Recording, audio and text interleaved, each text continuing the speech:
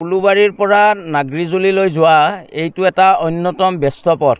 এই ব্যস্ত পথত এখন দলং নিৰ্মাণ কৰিছিল আৰু এই দলংখন যোৱাবাৰ বাৰিষাতে ভাঙি গৈছিল আৰু ভাঙি যোৱাৰ পিছত এই দলংখনৰ কোনো ধৰণৰ মেৰামতিৰ ব্যৱস্থা এতিয়ালৈকে কোনো এখন চৰকাৰে কৰা নাই, না BTC চৰকাৰে কৰিছে না অসম চৰকাৰে কৰিছে।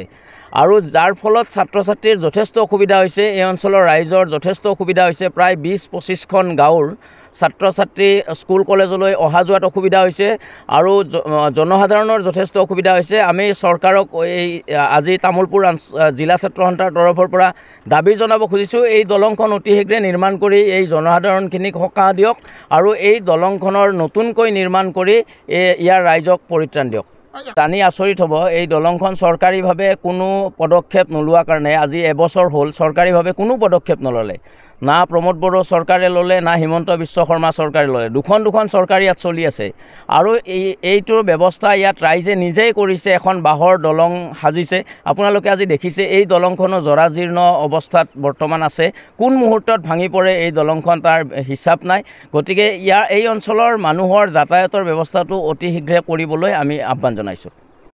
সদৌ তামোলপুৰ জিলা ছাত্ৰ সন্থাই আমাৰ জিলা উপায়ুক্ত ডাঙৰীয়াক আজি এবছৰ আগতো আমি জনাইছোঁ যে আমাৰ মটঙা নদী অৰ্থাৎ সমগ্ৰ তামোলপুৰ জিলাখনৰ অন্তৰ্গত যিখিনি আমাৰ উপনৈ আছে, উপনৈৰ যিখিনি বান গৰাখহনীয়া সমস্যা আছে, এইখিনিৰ ওপৰত আমি বিভাগীয়ভাৱে তেখেতসকলক অৱগত কৰিছোঁ, আমাৰ বান নিয়ন্ত্ৰণ বিভাগক।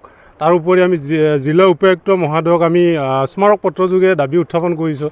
তাৰপিছতো এটা স্বতন্ত্ৰভাৱে এটা আমাৰ বান নিয়ন্ত্ৰণ বিভাগ থকাৰ পিছতো তামোলপুৰ জিলাখনত এনেধৰণে আজিৰ তাৰিখতো আমাৰ দুদিন পিছতে আমাৰ ইয়াত তামোলপুৰত ধাৰাসাৰ বানপানী হ'ব। বানপানী হোৱাৰ পিছত আকৌ তেখেতসকলে কামবিলাক ৰূপায়ণৰ ব্যৱস্থা কৰে, কিন্তু তাৰ আগত কিন্তু পদক্ষেপ নলয়। গতিকে আমি সদৌ তামোলপুৰ জিলা ছাত্ৰ সন্থাই আহ্বান জনাইছোঁ যাতে আমাৰ বান গৰাখহনীয়া নহওঁতে যাতে আগতীয়াকৈ বিভাগটোৱে পদক্ষেপ গ্ৰহণ কৰে, তাৰ কাৰণে আমি তেখেতসকলক দাবী জনাইছোঁ।